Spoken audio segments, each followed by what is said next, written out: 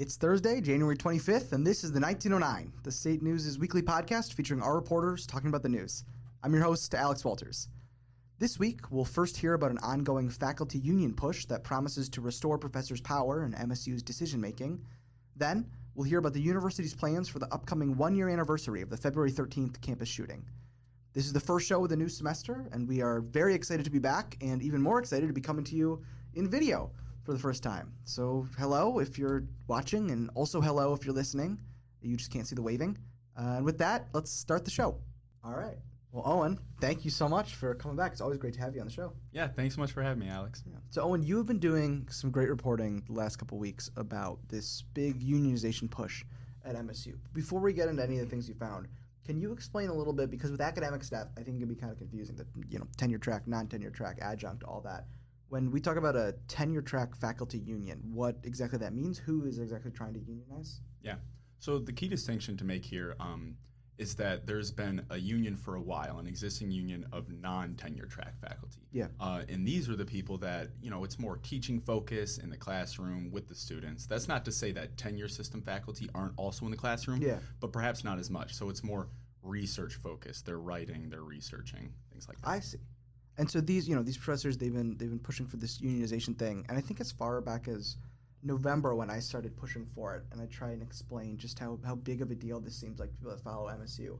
You got to talk about academic governance, right? And right now we have this system with like a faculty senate where they kind of have a representative body where you have members and they talk about things, they vote on them, they pass resolutions, but they're non-binding. Right. And I think the analogy that some of the leadership of the union gave me is that they can make a resolution that says this is what the faculty thinks you need to do in the administration, and then they can just kind of put it in a drawer and forget about it. Exactly. There's no teeth to it. Exactly. And I think from the beginning there's been this idea that, wow, this union, this would be a big deal because it would give these tenure track faculty some real say, some real power, some real teeth that they don't really have with this sort of shared governance we currently have with these representative but non-binding bodies like the faculty senate. But you've kind of been following this more closely. Can you tell us where exactly they are right now? It's been a couple months since this push has been announced publicly. Yeah, so, in November, they kind of started their campaign. And then, it's gotten to a point where they had collected enough cards, authorization cards, to say we have a majority. And a majority is what they need to be recognized in the eyes of MSU. Yeah. So they formally requested recognition from the Board of Trustees. And they did this in late December, actually when we were on winter break. So now they're sort of waiting to hear back on that. And it's interesting, with this process, there's actually two different tracks that they can go. And there's, a policy that kind of makes it this way. But the track that it seems like they're pursuing right now is just going with MSU and trusting that they are going to voluntarily recognize them. So the university can opt to just say, we believe you've legitimately done this, and you're a union, we recognize you. Yeah, it's complicated. Essentially, that's what it is. But they would still go through a verification process. Yeah. But the idea is they would say your bargaining unit is, quote, reasonable. That's in the policy. So if they make a determination that the bargaining unit is reasonable, then they'll go ahead and say, okay, it's fine. We're going to pick a third party that we mutually approve, and they're going to verify this. But other than that, we're good. The other track, though, which they've also been pursuing, but it seems like it's going on the back burner a little bit, is to go through the Michigan Employment Relations Commission, which is a state government body that solves labor-related issues and also certifies unions. And that body has been involved in higher education unionization pushes for a long time. And basically, the way it works for them is if they can verify that 30% of the bargaining unit is on board, then they'll administer an election. And then at that point, you need majority in order to be certified in the eyes of Merck. But as it stands right now, the Union of Tenure System Faculty is going more with the route where they're just going with MSU and trusting that MSU is going to accept that their bargaining unit is reasonable and then recognize the union. I see. And they already have cards of support from, because I think the bar for the MSU process, it's just a simple majority, right? Like more than 50%. So they don't feel like they have to go through a whole election process like you might see. Yep. I see. And that was sort of the argument, when this resolution was passed back in 2021 that was controversial. The idea from the Democrats' point of view was that it expedited the whole unionization process. Because we've seen other universities where it's taken over a year to get these unions recognized. We'll go back a minute and talk us through this resolution, because this is something that I think is interesting, where they, we've seen this nationally at, I think more and more schools as time goes on where tenure track faculty are unionizing. But MSU has this board resolution that sort of uniquely positions the faculty to have sort of an easier time of doing this. Can you talk through that, the politics of that in 2021 when it was passed, what exactly it does beyond just kind of the way that you can get 50% go through MSU, but also the neutrality stuff and all that? Yeah. So you're right. It does a couple things.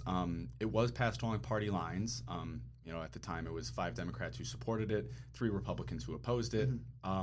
Basically, one of the main things that it does is it establishes employer neutrality, which basically says, and I'm going to read from it here, the university and all of its agents acting in a supervisory role shall remain neutral on the issue of union representation in any organizing efforts.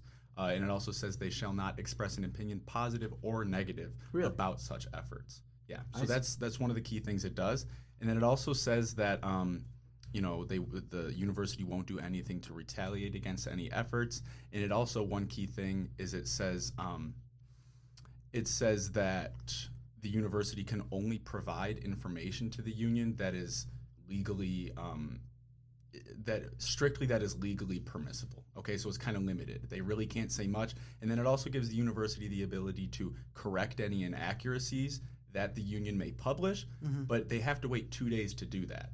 So that's, the neutrality is kind of the biggest element of it. I see. And you said that it was passed along party lines by MSU's board, that there were people in opposition to it? That's exactly right. So, the 3 Republicans at the time were against it. And basically what their argument was that it muzzled, that's a direct quote from, I want to be exactly accurate, I believe it was Dan Kelly at the time. Who's now vice chair of the board. That's exactly right. But that it would muzzle the administration sort of in trying to stop a unionization effort? Or? Right. So it was saying, we can't even have a discussion with the people who are trying to create this union. So we can't even provide them information, opinions. If we do want to provide information, we're very limited in that. So, yeah, the argument was that the administration was just largely muzzled and taken out of the whole negotiation process in many ways. I see. But, of course, MSU's board is, predominantly Democratic, and it did pass. That's right. In 2021 and is in place today. But you've been, over the last couple of weeks, as they've been trying to go through this MSU process, right, of getting recognized as a reasonable bargaining group, you've heard from some of the union leaders that there are some concerns about the way that MSU's handling this, questioning, is the university truly being neutral, or are they doing things to sort of slow or stall this process? Can you talk me through those concerns, starting with this list that you wrote a lot about in the law firm? Yeah. So there's this thing that is called technically an Excelsior list. I didn't use that term in the story because it just sounds kind of silly. So it's a bargaining unit list. It means the same thing. And basically what it is a list that an employer is expected to provide in these negotiations that shows in their eyes who is a part of this bargaining unit. Yeah. And there's some, discrepancies, and this is not just at MSU. I talked to an expert for this story. He said it's very common where, especially for something like this where it's supposed to be tenure track faculty, there's discrepancies about who's considered a part of that unit. So the union has kind of said, what if they try to say that the president is a part of this bargaining unit, right? Because technically, Kevin Guskiewicz, who will be, coming in, when he was appointed, he was also, given a position as tenure track faculty in the Department of Kinesiology. That's interesting, because so many of these administrator contracts that you see at MSU, they'll be appointed to, the dean or the associate vice provost for associate of whatever, and then it'll also be faculty in whatever department they come from. So I can see how there's sort of discrepancies in who's really in the group and who's not. Right, but there's also, so that's an example of maybe what if the university's too inclusive in the opinion of the union, but there's also what if they try to exclude people who they're tenure track faculty, but they also have some administrative appointments, such as they're a department chair, they're a director of a college, which, what Nicole Buchanan, an organizer, told me is that, just because they have a small percentage of administrative duties doesn't mean they're supervisors, right? They're still a part of that tenure track unit. So those are some of the discrepancies. But then there were also, the union has expressed some concerns over how long it has taken for that list to come to fruition. So It's a little bit of a he said, she said situation, but the union claims that they first requested the list all the way back in late November. At that point, they hadn't, filed with Merck. They hadn't formally requested recognition, but they were sort of trying to get their ducks in a row, I guess, in a sense, and get that list early.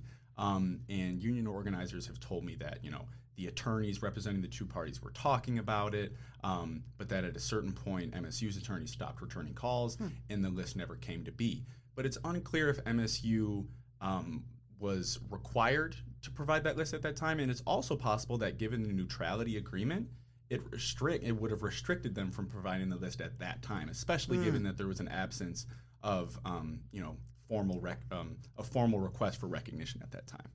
So there's a disagreement over when exactly they even could have gotten that list to start. Really going through line by line and saying who supports and who doesn't. And then you talk about another really interesting thing I liked about your story was this idea of the law firm that's representing MSU. Some concern amongst the union leadership around exactly who it is that's helping the university with this. Can you talk me through that? Yeah, so, I was having a conversation with Nicole Buchanan at one point, and she just flagged for me, the website of Ogletree Deacons, which is a New York-based law firm that is representing MSU in this. And basically, if you go on their website, it notes that the firm has more than 200 attorneys specializing in higher education who provide highly responsive legal services in the area of union avoidance, among other areas. So it's bullet points. It says we have all these attorneys. Here's what they specialize in. And union avoidance is one of those things, which raised some concerns. They feel like that's, hiring a union avoidance firm is contrary to the idea of the neutrality that's in that board resolution. Exactly.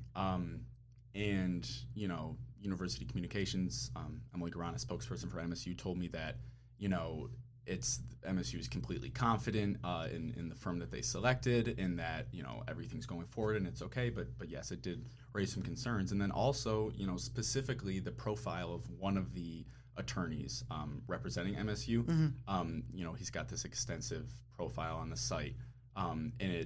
One thing that raised some concerns is he specializes in providing preventative legal advice to help companies develop positive labor relations strategies and avoid labor organizing. So that was another thing. That was kind of what the concern was there. Yeah.